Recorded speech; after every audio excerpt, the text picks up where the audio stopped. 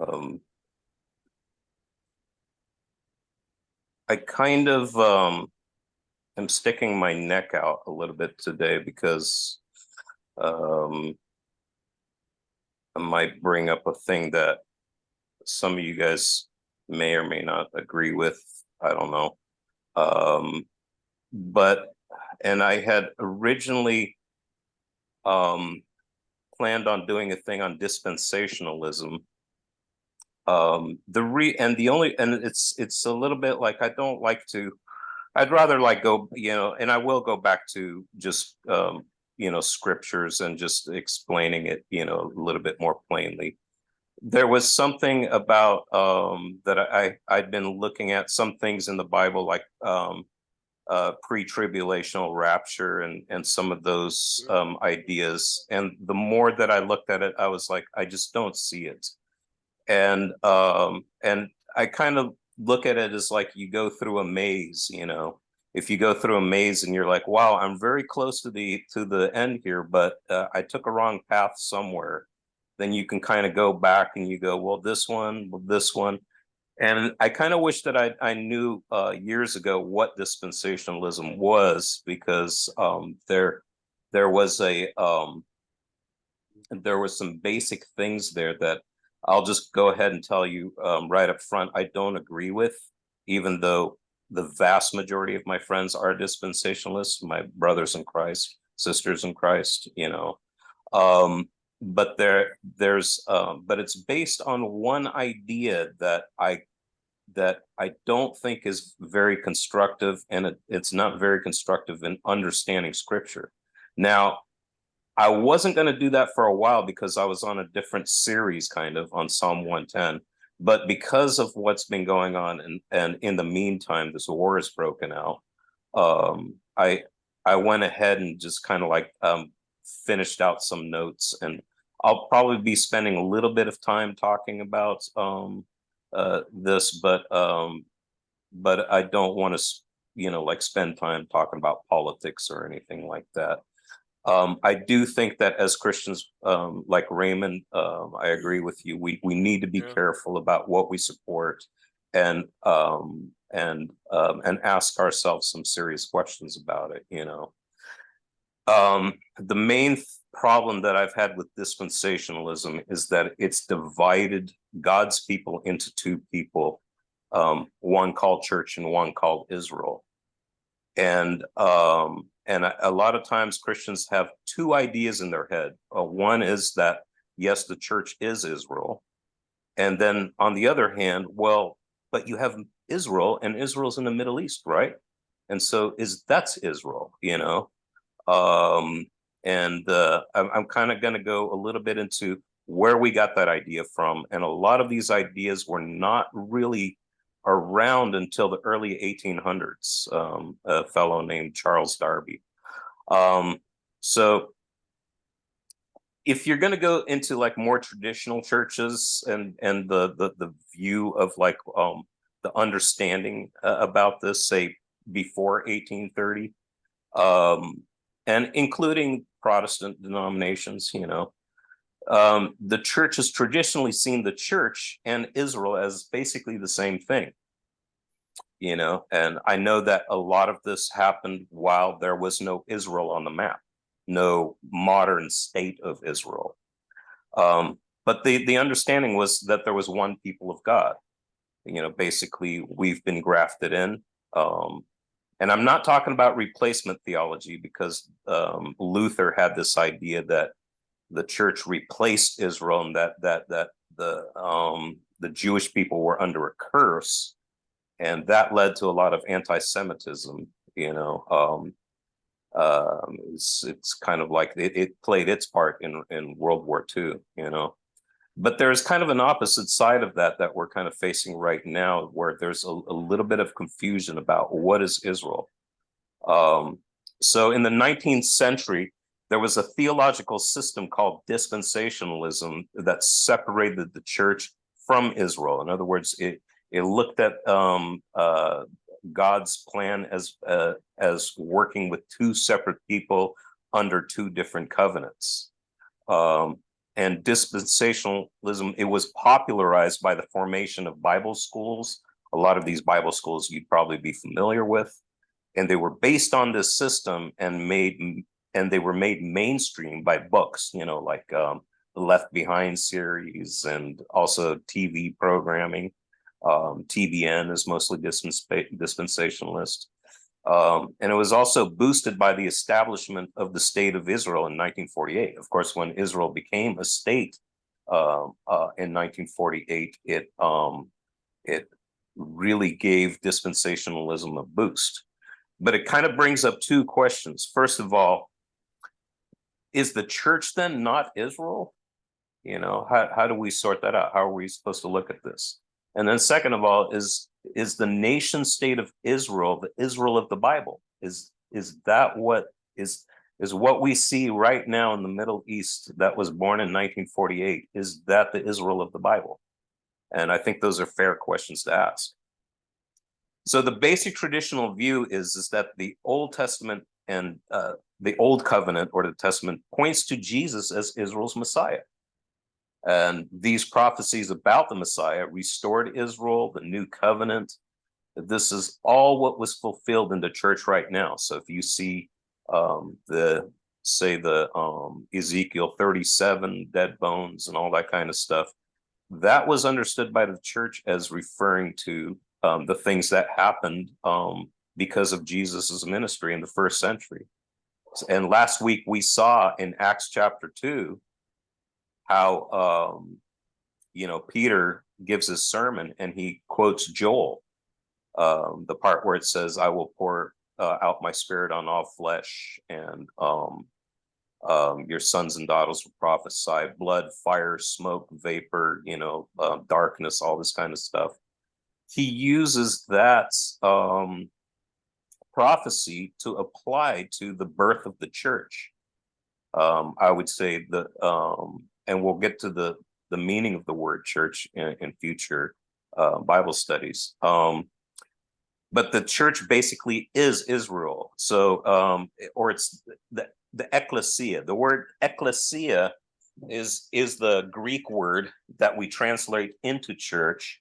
It means the called out assembly or the gathering of people. It's translated as the church in English, but it means the same thing in the Old Testament and the New Testament. In other words, if you have hold on, come on in, have a seat. Hey, have a seat. I got people online here, but have a seat. How you doing? Good.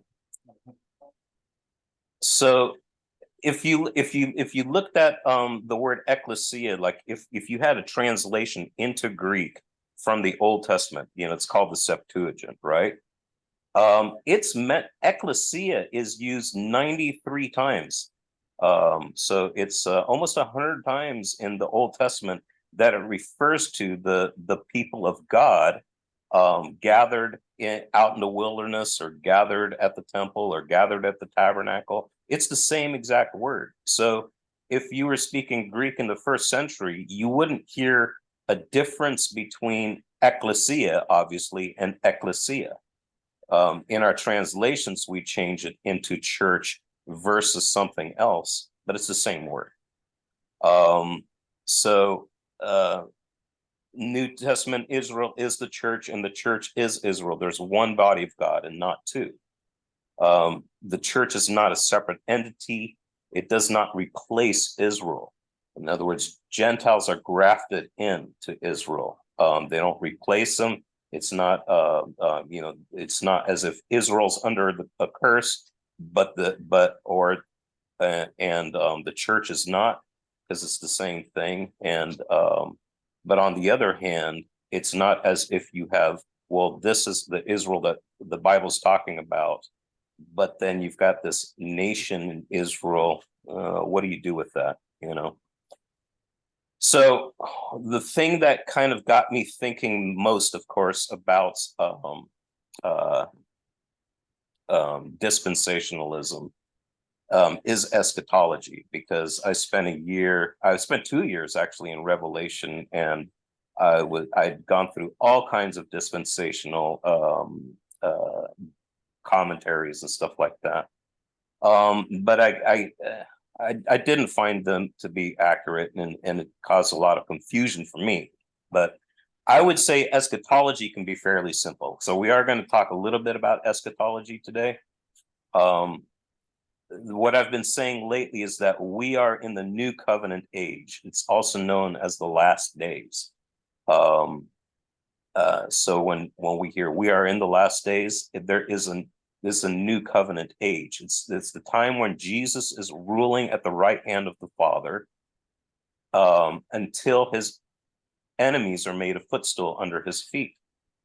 Psalm 110 is the most quoted verse of the Old Testament within the New Testament.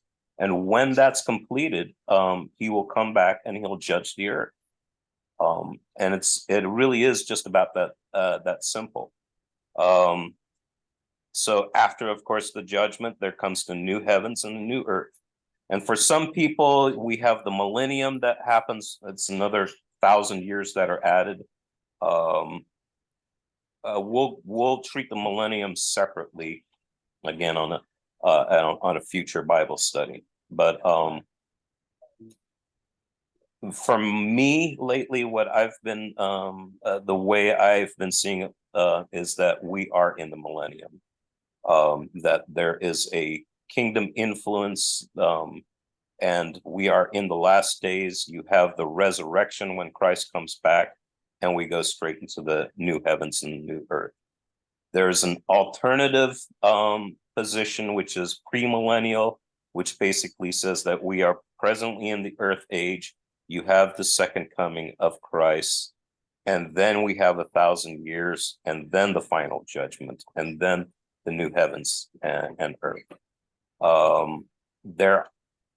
This is not something that was a new idea in the 1830s, like dispensationalism, but this is part of the dispensationalist point of view. So they're not the first ones to be premillennialist. In fact, the United States, many people thought that when we got rid of slavery, that we would usher in a millennium. There was a lot of premillennial thinking in the history of Christianity in the United States, dating all the way back to the Puritans.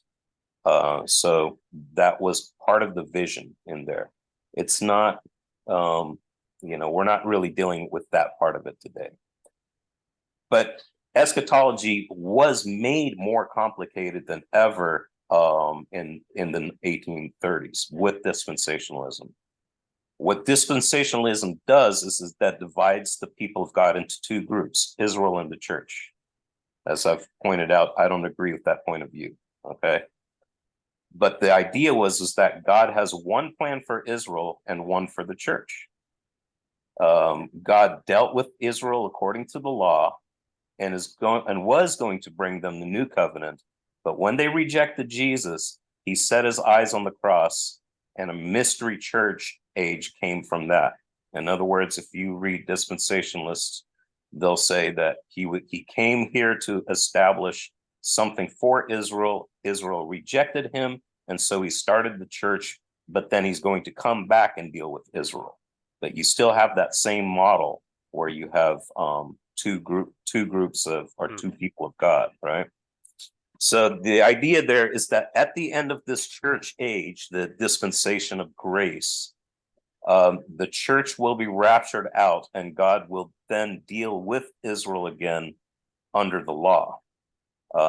This time, during the Great Tribulation, Israel will finally accept their Messiah, then Jesus will return, and they will then rule with him 1,000 years. This is the Jews, okay? This means that Israel, not the church, is going to rule with him 1,000 years. We are going to go back to an age of the law, according to this model, okay? In which time the promises made to Israel, in other words, the new covenant, will be fulfilled under the law. This actually makes the new covenant a covenant of law. And then after the 1,000 years will be the final judgment, and then the eternal state.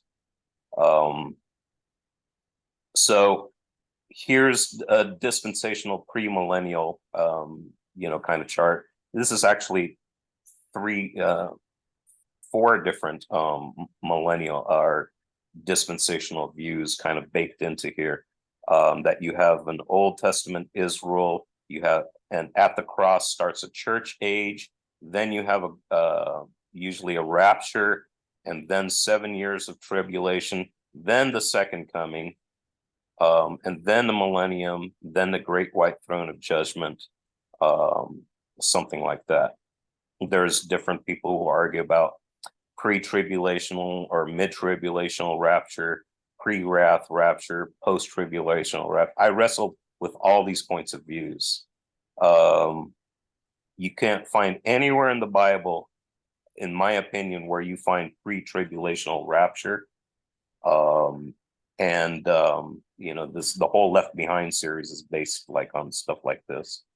But in the dispensational scheme, I think it's the only thing that really makes sense, if you're going to do it that way. This is kind of like, we'll kind of zoom into this a little bit here, but if you look at, you have these different dispensations. Think of the dispensations as dominoes that are put in a row, right? It's like one happens after the other, and then God deals with mankind in different ages, where you basically have a different set of ways that he deals with them. In other words, I think in covenant theology or something else, then what you would see it, instead of like a bunch of dominoes all stacked behind each other, is that you have a revelation of God, that grace is always a part of it, and that precept upon precept is built, and God is revealing himself more and more, and his plan for man more and more. And that would be more like you're building a Lego, that's something out of Legos, than just sticking dominoes right behind each other. Somebody used that kind of analogy, and I think that it's a little bit helpful. I think that, like, I would see it, of course, more like the Legos being stacked on each other. But if you look at this middle part here, this is kind of like if you notice this sort of oval period, this is God dealing with Israel. Okay, again, remember, in this point of view, you have a dispensation of grace known as the church age, but it's stuck in there, and then God raptures them out, and then deals with the rest of the age of the law, where he's dealing with a separate body of God called Israel, right?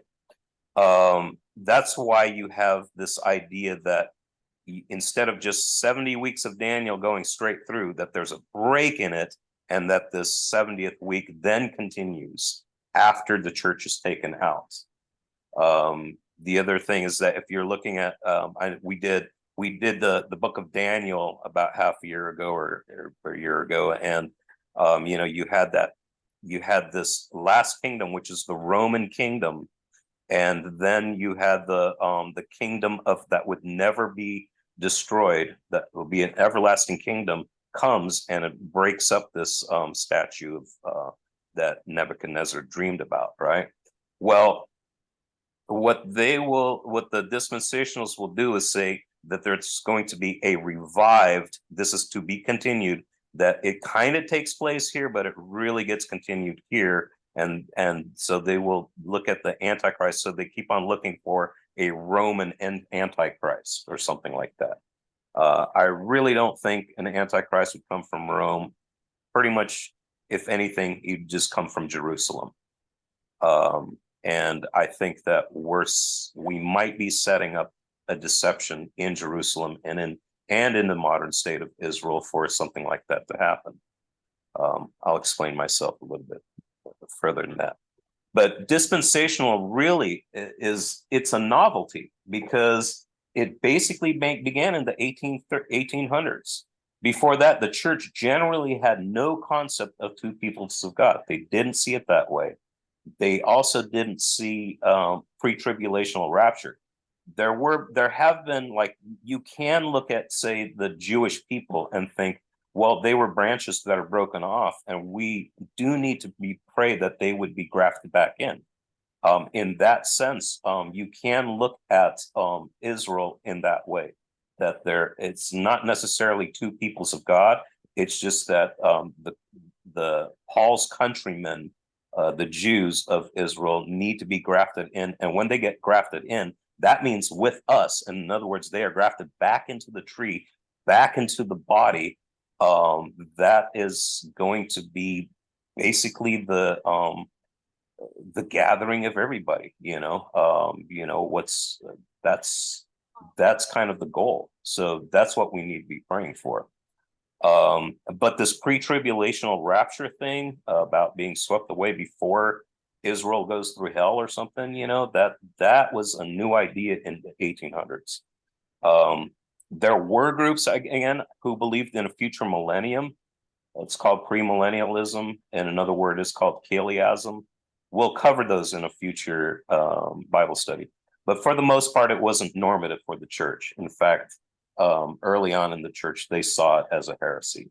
And it caused a lot of problems for the book of Revelation to be included in the Bible. In fact, the Western church didn't accept the book of Revelation until the 5th century. The Eastern church didn't accept it until the 6th century. And basically what they had to do is reinterpret it without the millennial concept in there. That's one of the things that I'll explain in a future Bible study.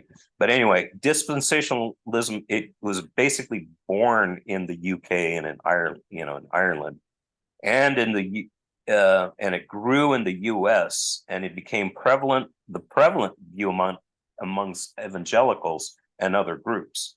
Now, just because you're evangelical does not make you dispensationalist. And just because you're not evangelical, and some people who are not evangelical are also dispensationalists. So it's big amongst evangelicals, but not every evangelical is dispensationalist. And it's not the view of the majority of the church. It's even today. If you count in Catholics and Eastern Orthodox, you count Calvinists or Reformed or all these groups, the traditional Protestant branches, it's not held by any of those churches, and it was held by no churches until the 19th century. There's a guy named Pierre Poiret Naudet. I'm probably butchering his name, but he did come up with some form of dispensationalism back in the 1700s. It didn't really take off. It didn't really, it wasn't like really a big, well thought out, like doctrine or system or anything. So it kind of like, but it was there in the background. So he was kind of a forerunner to it, but it never became a movement back then.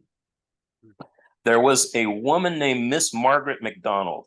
This is around 1830, and she claimed to have had a vision that the church would be raptured out in a secret rapture. And this is where most people will claim that like it began at. Now, she was a disciple of a man named Reverend Edward Irving.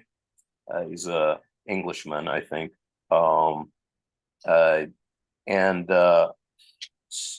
And he taught a pre-tribulational rapture. Now, which came first, the chicken or the egg? Did she have her vision and then he reacted to it, or was he preaching about it and then she have her vision? It's unclear, but it kind of goes hand in hand. Now, he was a friend of this guy named John Nelson Darby. John Nelson Darby is who most people will claim is the father of modern dispensationalist theology. And he basically is. He's the one. He's a very smart man. Went through in the entire Bible, and he created a system of dispensationalism.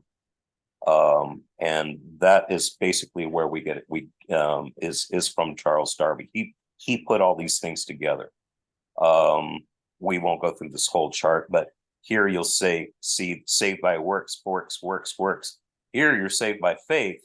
You have the rapture, tribulation, you're saved by works. Millennial kingdom, you're saved by works, because again, for him, it was the millennium was for for Israel, not the church to reign on the earth. And then after that, so Cyrus Ingerson Schofield, and some of you have heard of the Schofield Study Bible. I remember seeing one in my dad's library, and like at college, you had he took dispensationalism and he made a study Bible. I think he used the King James version. And it was back then, it wasn't common to have a study Bible, like nowadays we all have like these study Bibles, and study Bibles are usually made by some group or another, and they share their point of view, sometimes they're dispensationalists, sometimes they're not. You got Catholic study Bibles, you got all kinds of study Bibles now. But he wrote he had like footnotes next to the entire Bible, and the whole thing was done from a dispensationalist point of view. And most people had not seen a Bible study Bible before. So when they looked at it, they were like, oh, okay, this explains everything, right?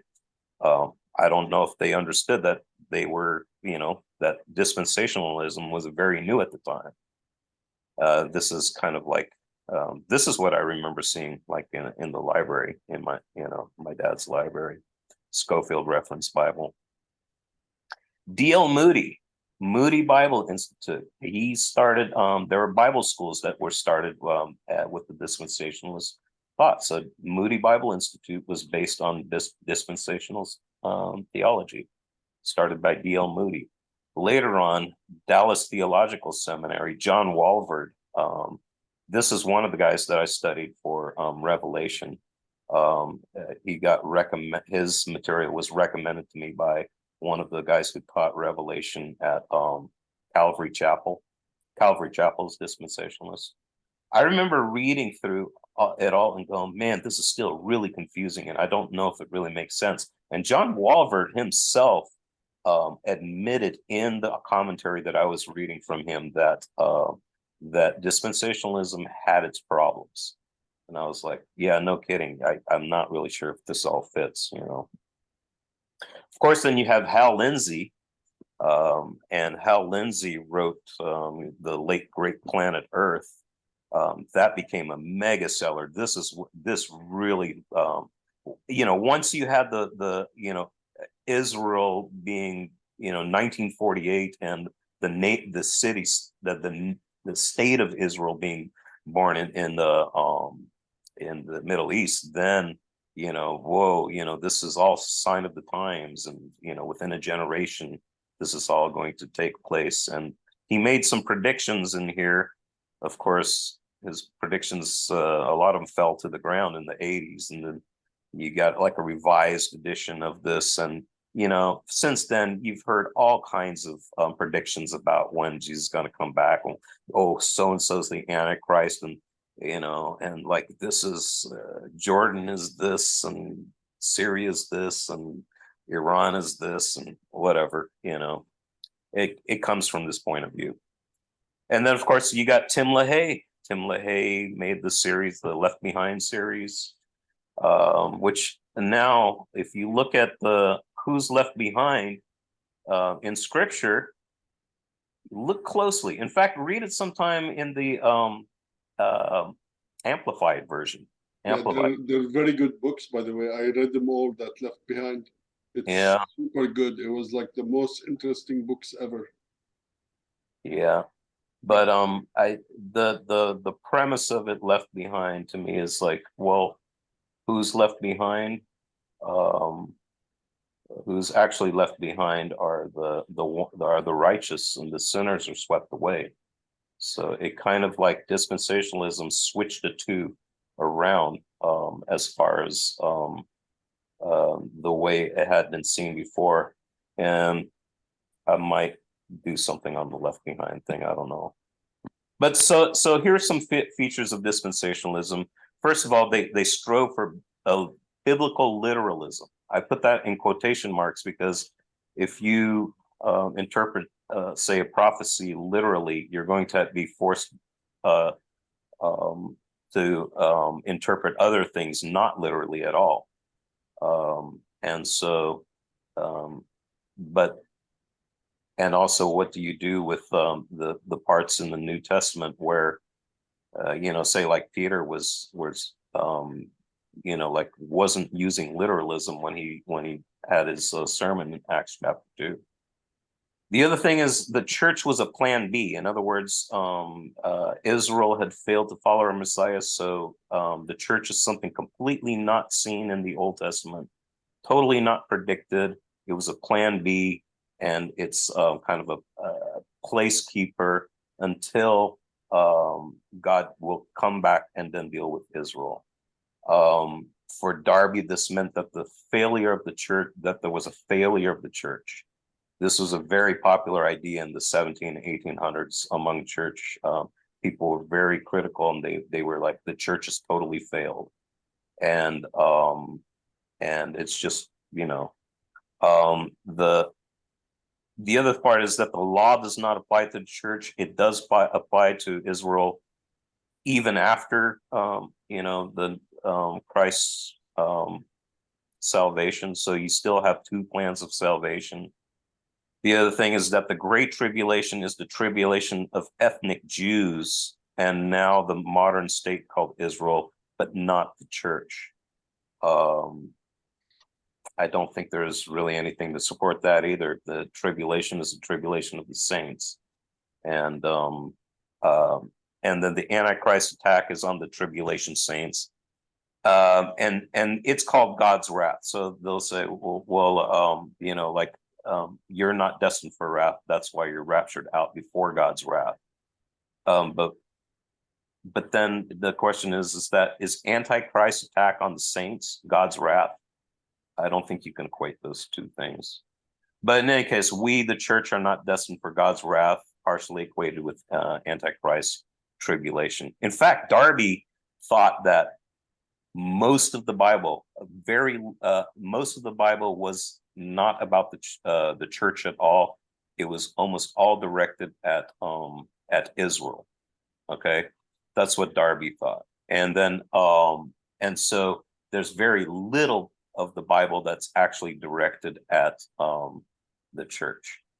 I think the entire Bible is lit up with the new covenants, and of course that the church is the same thing as Israel.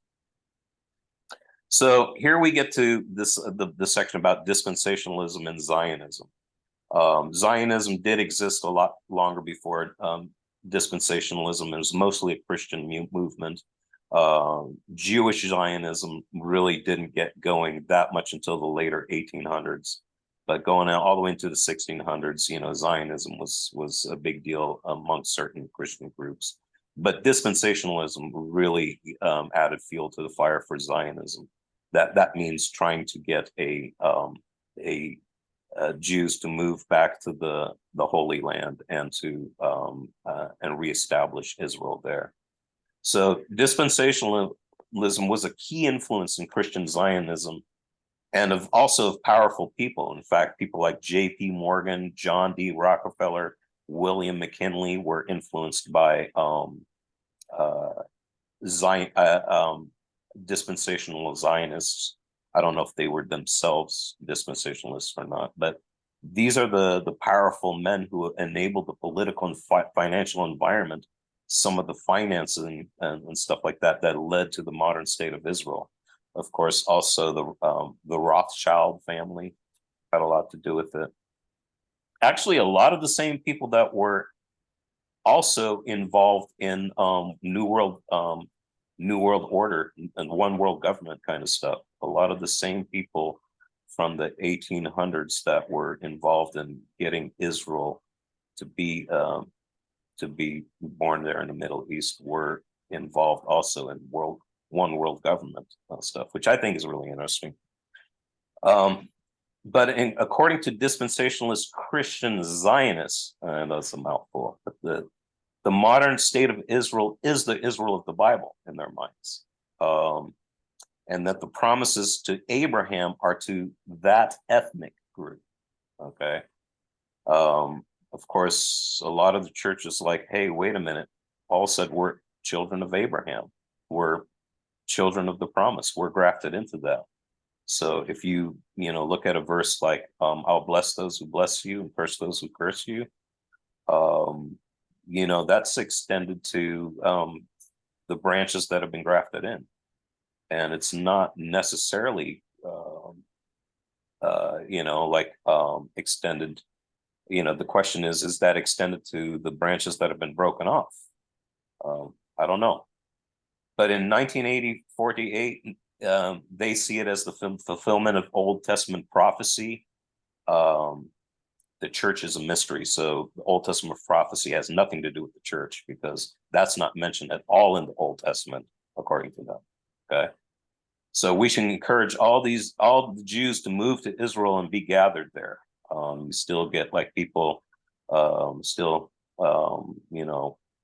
pray for the Jews to move to Israel. I'm not sure why, really. But evangelicals are the biggest funders of moving Jews to Israel, and some of the funding, some of them are funding the building of a third temple. And I'm like, why would you fund a third temple? So these are the questions that this brings up. Are there two people of God? I think not. Okay. Which verses are directed to us? So if we're looking at like most of the Bible not being directed to the church, and the church was a mystery unspoken of in the Old Testament, then which verses can you even apply? And honestly, nowadays we kind of have a hybrid. We're influenced by dispensationalism. A lot of people will call themselves dispensationalists, but they will also look at verses in the Bible like say, I have good plans for you, plans to, and things that were directed at Israel, and they apply them to us, the church. And I think a good dispensationalist will say, hey, that has nothing to do with us. So I don't know. I think we kind of have a hybrid understanding now. The other question that it brings is, when is the rapture? Is it pre-tribulation? Is it post-tribulation? And is there a rapture, at least as people think of it? Because really what I think Paul's talking about, like being caught up in the air and meeting him there, is when Christ is coming back. I've explained that before. If a dignitary was coming into your Roman town or in any city in the ancient Near East, you would go out and meet them, and you would accompany them the rest of the way. And to me, the whole picture has been, like you meet him in the air to join him as he's coming to earth to judge it. So rapture may not be at all what people think it is. The dispensationalists have thought of the rapture as like you escape this while all this stuff is going to go down, but that's because God is done with the church age. Doesn't exactly make sense to me. But how many resurrections are there? Because what you dispensationalists look at either 3 or 4 resurrections. I think the Bible describes one resurrection of the dead. But here you would have to have the resurrection at the rapture. You would have to have there's a resurrection at the end of the tribulation going into the millennial kingdom. Then you would have to have then you would have to have a resurrection at the end of the millennial kingdom as well. So you've got 3. But if you look at what Jesus says in the parables and things like that, it all looks at like one resurrection, and the Old Testament looks at one resurrection. I have a real problem with many resurrections, and that's another part that doesn't make sense in the long run. The other question is, how many judgments are there? Because Again, I see Christ coming back and at the end of this age and judging the earth. Then the question is, who gets left behind? Because when Jesus tells his disciples, like one will be taken, one will be left behind, they ask him, "Where, Lord?" And he says, "Well, where the bodies are, there's where the eagles are gathered." In other words, it doesn't sound like a place you want to be. He's talking about like, as in the days of Noah, all these people being swept away in the flood. So the swept away is the ones who are swept away, and the ones who get left behind are the survivors. So that would be the dispensationalism actually turns that upside down. It makes it interprets it as like the people who get left behind are the ones who are going to go through the great tribulation, and then of course the righteous are the ones that are taken away. But that's not that was a new position as well.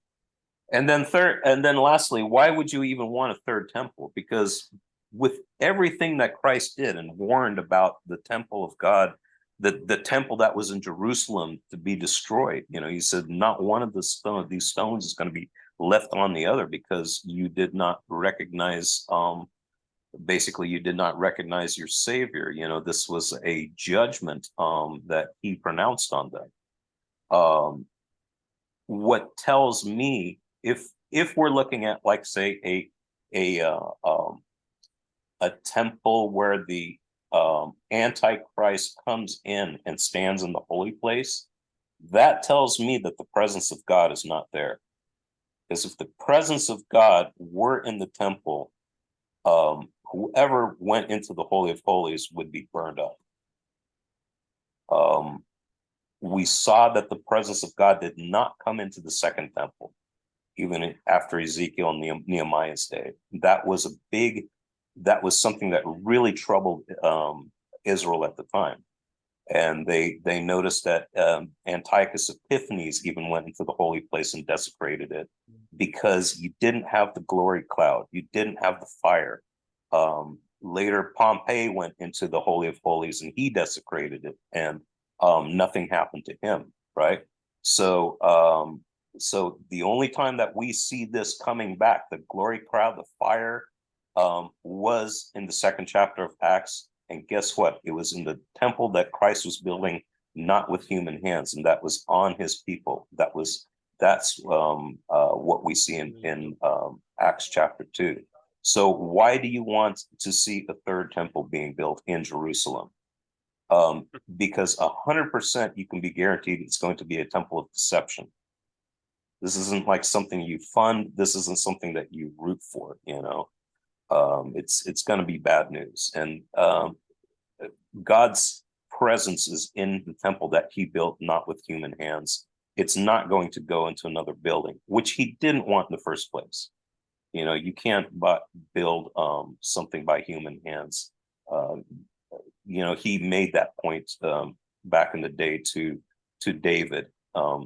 He made a concession, but it wasn't God's plan. It wasn't his plan A, put it that way. So is this the Israel of the Bible? If you ask some like, say, Orthodox Jews and stuff like that, they do not see Israel on the map today. That's on the map today as a legitimate Israel. It's interesting. You see these signs. Zionism and Judaism are extreme opposites. Zionists have no rule to rule any part of the Holy Land. Give back to Palestine again. One of the things that there's a lot of groups and stuff out there. This isn't like a unanimous opinion or anything like that, and I don't agree with everything these guys are saying either. But one thing that they do point out is that for them, for a legitimate Israel to ever be brought back, the Messiah would have to do it. And guess what? I agree with them. What they miss is that he already did. and he built it not with human hands. So what they are seeing is partially correct, I think. But we need to pray that these branches are regrafted into the tree from which they were broken off, and that's my heart for the Jewish people. But what's going on today is also, we need to pray for, this whole war is ugly. I was in tears today looking at the stuff that was going on in Gaza. It's like half the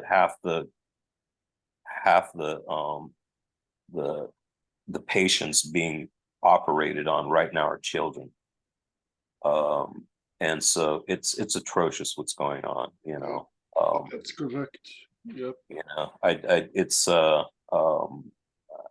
I think we need to think carefully about like what we think. You can't just like support everything that a nation state of Israel does, because guess what?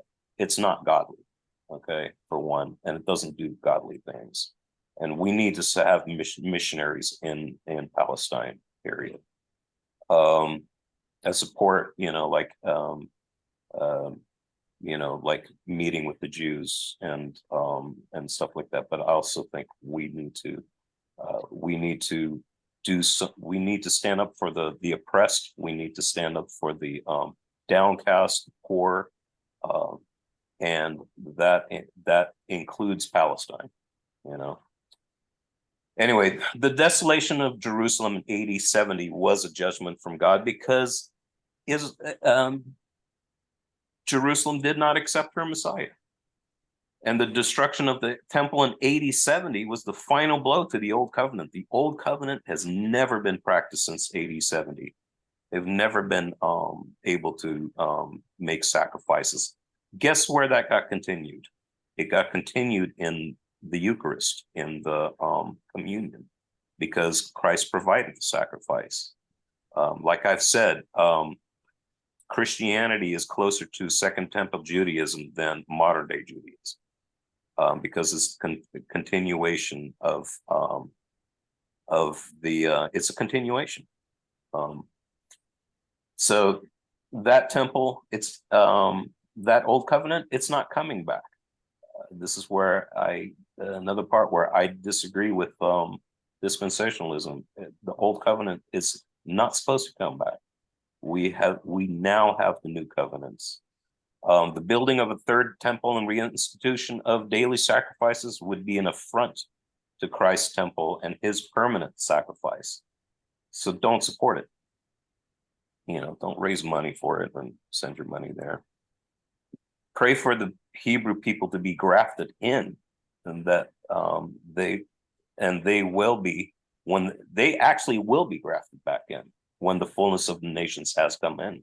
In this way, all Israel will be saved. Ephesians 2, it says, therefore remember, and this is talking to Gentiles, the Ephesians that were Gentiles, right? It says, now, therefore remember that at one time you Gentiles were at that time separated from Christ. In other words, Christ is of the Jews, right? Alienated from the commonwealth of Israel. That means you were strangers to the covenants of promise. This is the covenants of promise. You were strangers to this. It's not like you have this and now like you swapped places. The covenants of promise and Christ are Israel's. And now you've been grafted in, right? But now in Christ Jesus has made both one, and he's made both of us one, Jew and Gentile, and has broken down in his flesh the dividing wall of hostility, that he might create in himself one new man in place of the two, so making peace, and might reconcile us both to God in one body through the cross, thereby killing the hostility. So there, like in like a couple verses, you have sort of a whole picture of that. There's a couple other proof texts, and I'll kind of end with this. James starts his book with to the 12 tribes who are dispersed abroad. He's writing to the church. Well, he's writing to Israel because he's writing to the 12 tribes, right? I think Darby would have said James. I think Darby did say James was not written to Christians. It was written to, I don't think many of us believe that anymore, but this is that Moses. This is from Acts 7, and this is during Stephen's sermon. This is that Moses. Now, this is from the King James, right? He says, "This is he," talking about Moses, "that was in the church in the wilderness." This is ecclesia. If you look in other translations, it'll just say the assembly in the wilderness, but I'm glad that the King James version caught church in the wilderness, because that's what it was. The church was in the wilderness. The church was in Jerusalem in the Old Testament, and the church is still the same body today. Yeah. So I think next week we'll get I don't know what I'm going to do from here on out. I think I might do a thing on ecclesia and show more examples, and maybe we'll get into Romans 9, 10, 11, some things like that. But I wanted to be candid with you guys about where I'm coming from. Just to say that I don't agree with dispensationalism. There might be some parts of it that I can accept, or that I sort of see partially, but the way that I've been presenting the Bible studies, I want you to kind of like understand where I'm coming from. And for me, it was understanding what dispensationalism was, what took me such a long time to kind of come to a bit of a different conclusion. I wish I understood a long time ago. So either this will make you a better dispensationalist, or it might make you go, I wonder about dispensationalism, and do I really agree with it all? And the way that American Christianity talks about the modern state of Israel and what's going on there, and justifying everything that's going on. There's some warning flags I think you got to have about that kind of stuff, So anyway, any questions, accusations,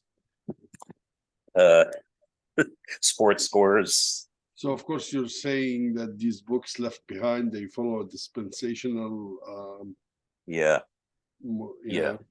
And I know that, like, I would expect to get some flack.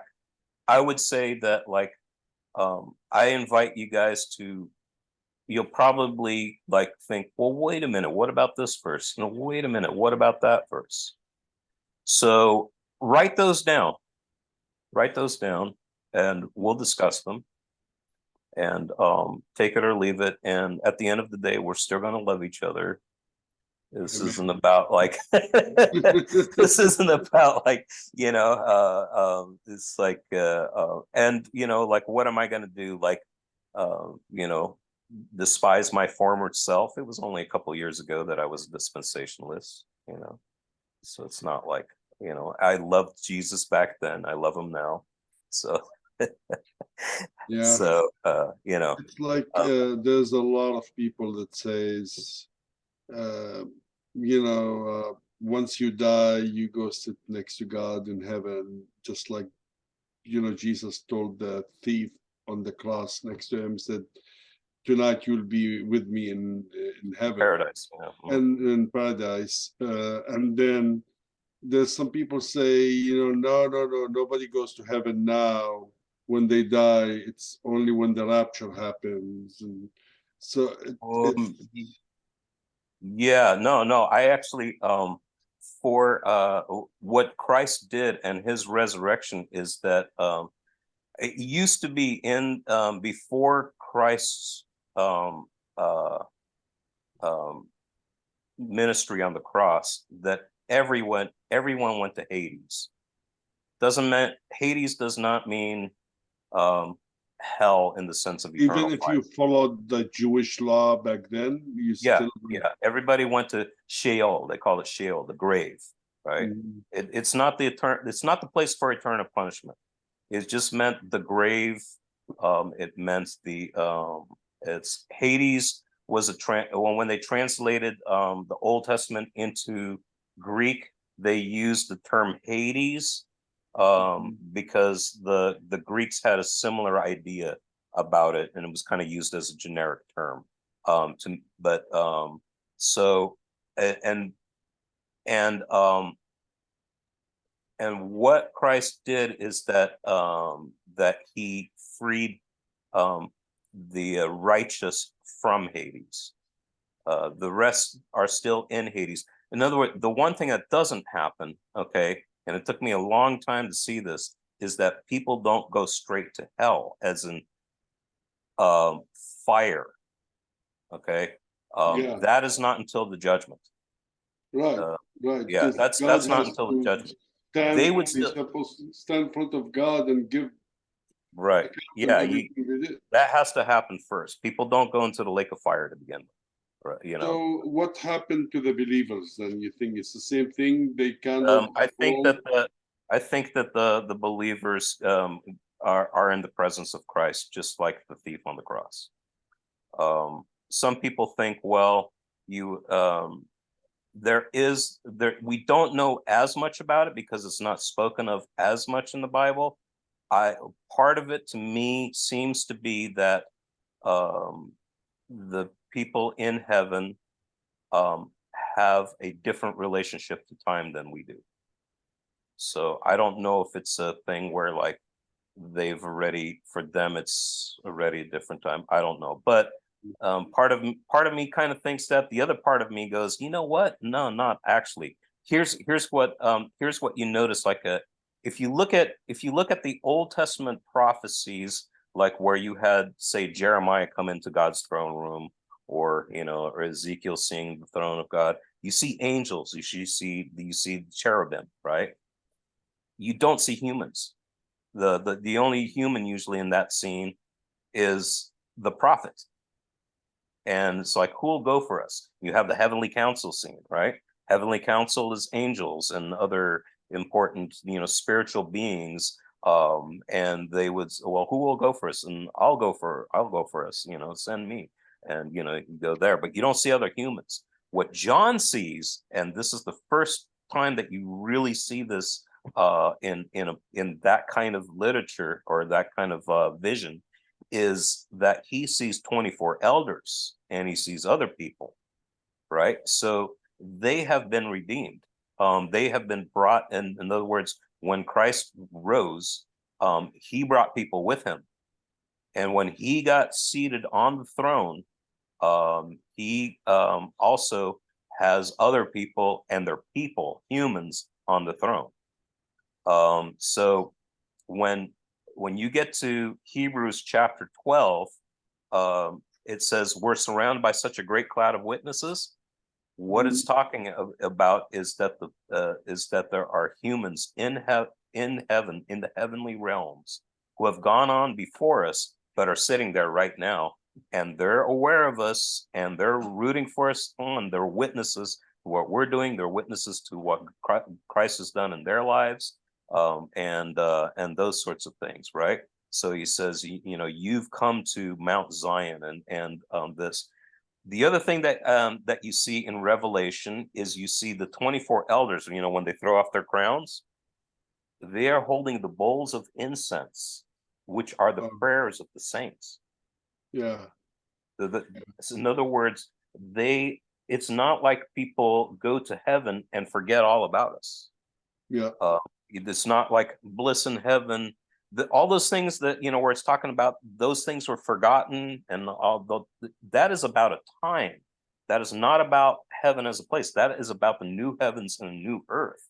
That's at the end of Revelation, and it's talking about like after the judgment, and after then, then those things will be forgotten, right? That time is no more. But it's not like that for like the saints who go on to glory. they go on to glory and they rule with Christ, and they're intimately connected with us. They uphold our prayers before God. They act as priests. It says that in Revelation. They are priests to God. So that's the picture that we're given. But that's different than the Old Testament. That didn't exist apparently at all. There might be a couple of people. Traditionally, you would have Enoch, who went on to be part of the divine council because he didn't die. He walked with God and was no more. Elijah, who got taken up in God's mobile throne chariot. And then the Moses, and Moses died and there was his body and everything. But remember, like in Jude, it says that like Michael argued with Satan about, they fought over the body of Moses. That's only mentioned in Jude, but one time. But that was a tradition that was very much alive in the Second Temple, and the idea was that Moses had been resurrected kind of before others, and was there in body. That's why we see him at Christ's transfiguration. You have Elijah and Moses right there talking in a heavenly council scene. Yeah. So besides those three, that was the only one from the Old Testament that we know of, or have a theory about. But after that, because of Christ's work on the cross, in fact, we are seated right now in heavenly places, according to Paul. You are seated in heavenly places. Paul says that our citizenship is in heaven. It means that like we are citizens of the New Jerusalem. Okay, citizens of the New Jerusalem. That's why I'm like, Jerusalem on earth? It's a weird, wicked, violent place. I don't know what to do with Jerusalem on earth. But we are in that heavenly Jerusalem already. We're already citizens in heaven. And he says, from it, we await the coming of Jesus.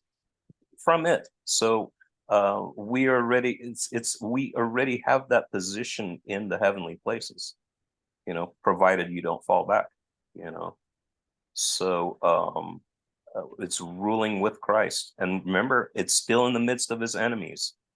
It's still, we're still in the middle of the enemies. But that's why Jesus said, all authority has been given to me. You got to go get the nations back. So. Well, that was a great Bible study.